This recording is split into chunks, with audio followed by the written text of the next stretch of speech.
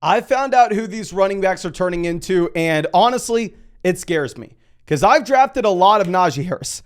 I've drafted a lot of Travis Etienne. Hell, I've even drafted a lot of Khalil Herbert, Javonte Williams. So why we are looking at all these year 3 running backs in particular is because we have very valuable information on them. We have their rookie season as well as second year statistics, which in general, we can begin to map this out and look at what we've seen through history and get an idea of what we should expect in year 3. So just in case you did not get the opportunity to see what we did with the wide receivers, essentially with these running backs, we took their rookie seasons, rushing yards and receiving yards, both on a per game basis, looked at 20% higher, 20% lower in each category, as well as their second season statistics. So if that player came out and crushed as a rookie, but then disappointed as a second year player, we are going to be looking at running backs that had that very similar trajectory. So for example, when you're looking at Najee Harris, his comps come back with the RotoViz screener of James Robinson and Clyde Edwards-Helaire. And honestly, while I hope that Najee Harris is better than this, I really do. I've drafted Najee Harris a lot in underdog drafts in particular. It makes sense for him to comp to Clyde Edwards-Helaire in particular, right? I mean, the Najee Harris comp doesn't really make a lot of sense to put him next to James Robinson, just given the fact James Robinson, undrafted free agent, absolutely dominates with just raw volume in year 1. Then the team goes out and invests everything that they have in a running back in year 2 in Travis Etienne, someone we'll talk about in just one second. James Robinson doesn't make a whole lot of sense. But if we're looking at Najee Harris compared to Clyde Edwards-Helaire, both running backs were guys that were drafted in round 1 of the NFL draft. Both running backs were not good athletes. I mean, Najee Harris has a lot of things going in his favor, but athleticism has never been one of those. And with Clyde Edwards-Helaire, you can say the same thing. Now, going over from what we've had their rookie year to their second season, both running backs took a step back when it comes to both their rushing yards on a per game basis, as well as their usage as pass catchers. Now, I am willing to overlook this to a certain degree with Najee Harris. Of course, it all comes down to the price point that you have. And in general, I'm willing to say, okay, well, if you're looking at Najee Harris as a running back that was injured in year 2, running behind a piss poor offensive line, this is a running back that once we get the improved quarterback play going into year 3, hopefully Kenny Pickett's better this next season. Hopefully we get the better offensive line with the improvements the Pittsburgh Steelers made in this front this offseason, as well as a fully healthy Najee Harris. He can buck this trend, and he can be the first running back that we've seen since the year 2000 to have this start and to be able to turn it around and be an exciting option in general. Now, if you're looking at expectations this next season, first, let's start it off with Underdog Pick'ems. These are going to be the player props that they have for Najee Harris this next season to give us a realistic idea of what they are projecting. They have Najee Harris for 6.5 rushing touchdowns. They have Najee Harris for 2.5 receiving touchdowns. So they essentially have Najee for about 9 touchdowns total and 925 rushing yards. If we're going to go ahead and look at him in drafts right now, this is a running back that you're getting right in the middle of the 4th round in these drafts. And this is why I've drafted a decent amount of Najee Harris, just with the idea that maybe he's able to turn it around, right? Maybe he can buck this trend and he is actually maybe, say, David Montgomery in a better offense. Now he's going directly behind Keenan Allen, Amari Cooper, Lamar Jackson, Deebo Samuel, Calvin Ridley. So in general, running back is a fine pick in this range in my mind. This is scaring me off of Najee Harris just a bit. I'm not going to lie to you. But I think I'm still going to draft him at this price point. It'd be very different if he was going like round 1 or round 2, right? Now, going over to our next running back with Travis Etienne, obviously we're not able to put in his rookie season statistics, and instead we're pretty much just having a look at what you had from year 2 running backs. So instead of looking at a range of about 20% higher or lower than his receiving as well as rushing yards, we're narrowing that range down to get a little bit of a smaller sample to about 10%. And with Travis Etienne, you see a phenomenal comp here, right? I mean, Jamal Charles looked very similar in year 2 in 2009 as Travis Etienne did this past season. With Jamal Charles, obviously, this is a running back that was able to continue to expand his role as a receiver going into the future. And I know that's what a lot of people are going to run to, and that's what a lot of people are going to hope for.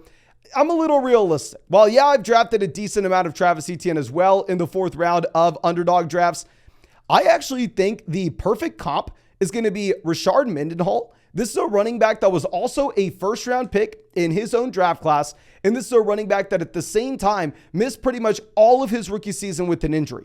He goes to year 2.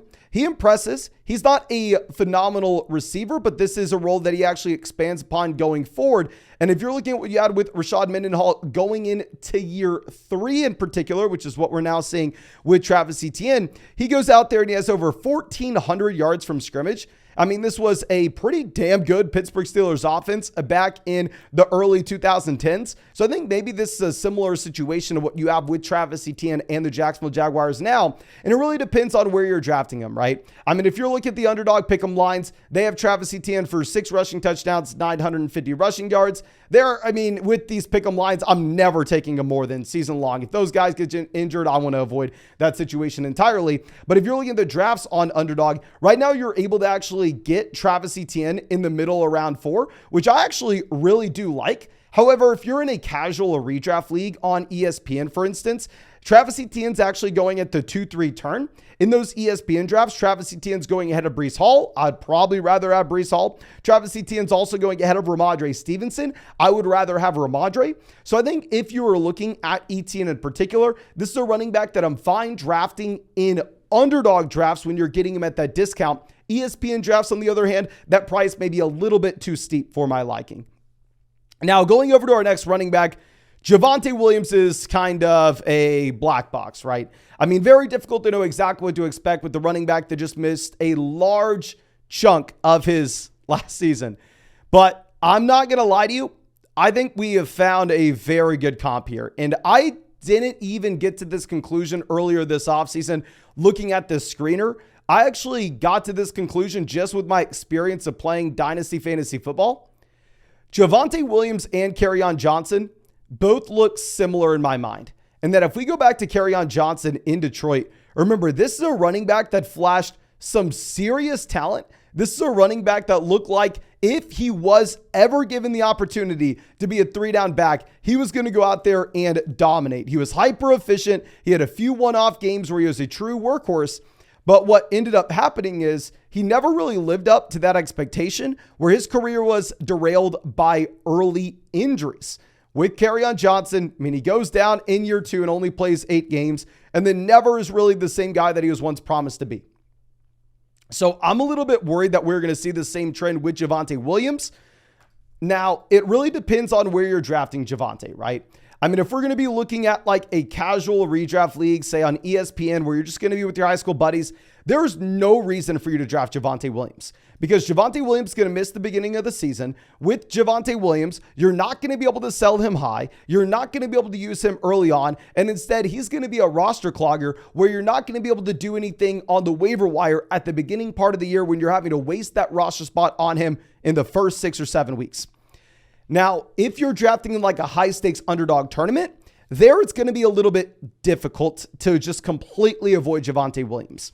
There, I'm actually excited to go through and get Javonte at a severe discount.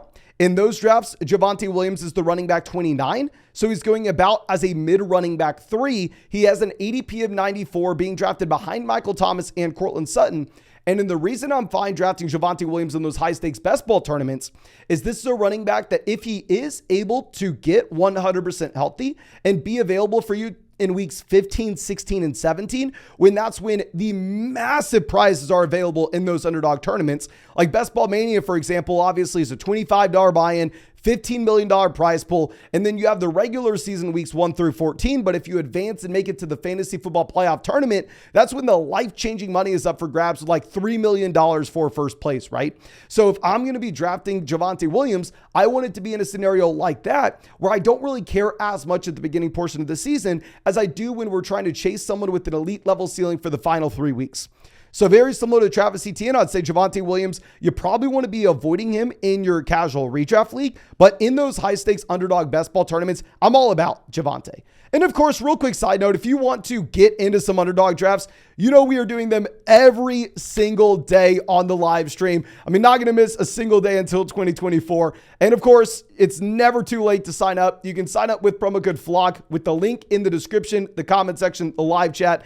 They'll match your first deposit dollar for dollar up to $100. You'll get our 2023 fantasy football rankings and a free trial to flockfantasy.com with promo code FLOCK. And available in damn near every state. You can see the map right here. It's best ball, so no time committed at all during the year. It's how I drafted over 700 teams and won $150,000 last season. But let's move over to our next guy, and let's look at Rhamondre Stevenson. Now, with Stevenson, it is very difficult to find a comp, right? This is a running back that doesn't do much as a year one player. This is a running back that really has that breakout in year two, primarily as a passing down option. And I hate to draw this comp. I hate to draw this parallel, but if I was forced to pick one out of this list, I'm looking at it. I mean, Rhamondre Stevenson doesn't really remind you of Steven Jackson, right? I mean, Steven Jackson, round one NFL draft pick. I mean, just completely different playing style. Rhamondre Stevenson doesn't really remind me of David Montgomery. Rhamondre Stevenson is a much better pass catcher. Rhamondre Stevenson is a much better athlete as well. He kind of reminds me of Amir Abdullah in a way, in that Amir Abdullah obviously was a much better receiving down running back than he was a first and second down back. Now, I think that Rhamondre Stevenson is a better version of Amir Abdullah, and I think he's kind of like a hybrid between maybe the Steven Jackson and Amir Abdullah, or maybe the David Montgomery and Amir Abdullah. If you're looking at expectations that you should have this next season with Rhamondre Stevenson, right now in underdog drafts, I mean, he's going at the very beginning of the third round. He's actually going as, I believe, the running back 9. Whereas if you're going to compare this to what you have with these ESPN drafts, I mean, Rhamondre Stevenson is not the running back 9 over there. Rhamondre Stevenson is actually a much more compelling price tag, where he's the running back 13. He's going behind both Joe Mixon, Breece Hall, and Travis Etienne in that ESPN casual league. So I would say if you're in a full PPR format, I'm actually really excited to go through and target Rhamondre Stevenson given his receiving down usage, especially if you're playing in that casual format where you're able to get Rhamondre Stevenson as a high-end running back 2.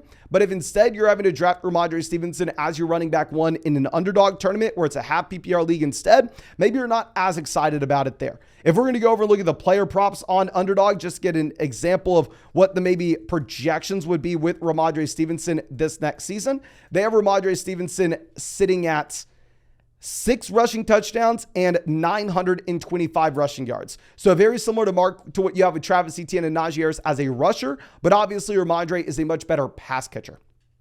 Now let's go over to a couple players we'll be very brief with.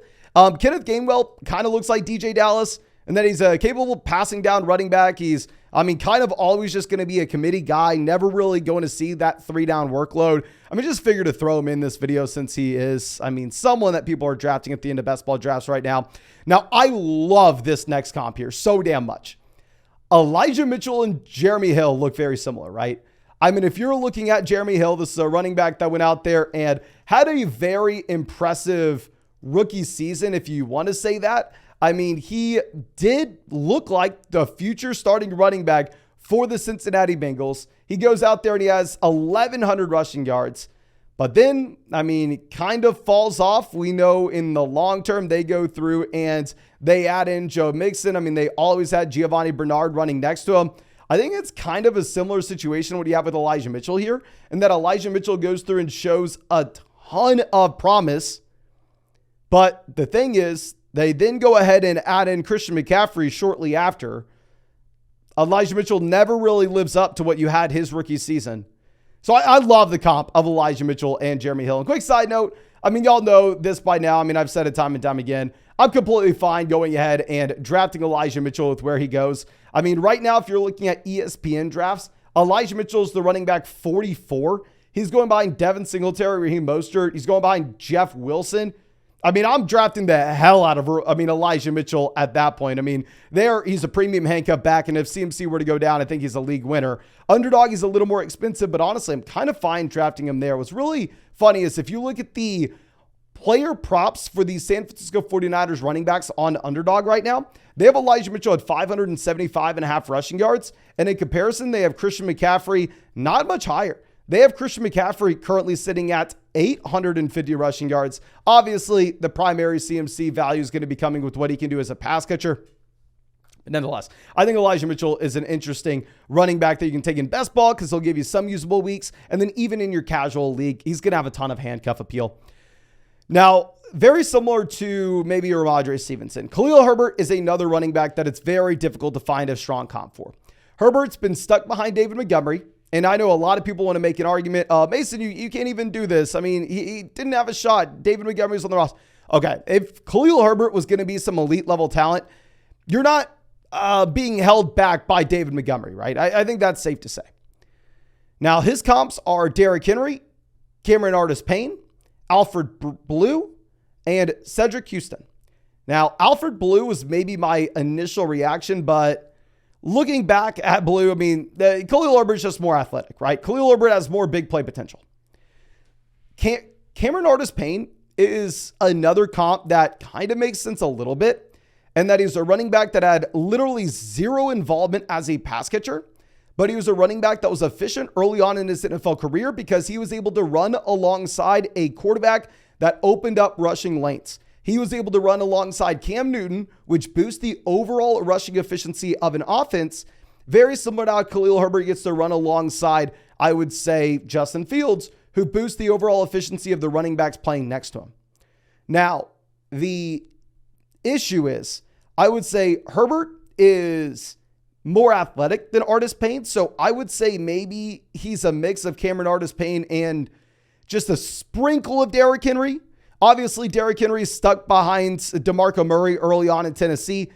I do not think Khalil Herbert's Derrick Henry. I want to be on record in saying that. But if we're looking at the price tag for Khalil Herbert, right now in ESPN casual drafts, he's the running back 36. In underdog drafts, he's the running back 40. If you're looking at his player prop, they right now have Khalil Herbert at 600 rushing yards. I want to see, I don't think they have props up for Roschon Johnson. I mean, they do actually have one up for D'Onta Foreman. They have D'Onta Foreman at 460 rushing yards compared to Khalil Herbert at 600.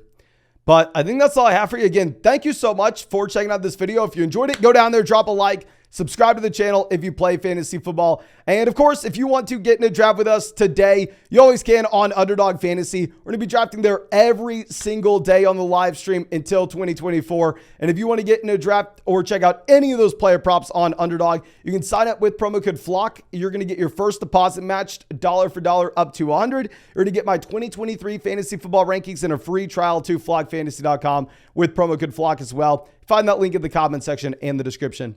But thank you again, ladies and gentlemen. Really appreciate you. Really hope you have a great day and really hope that we get to see you out with the live stream later today.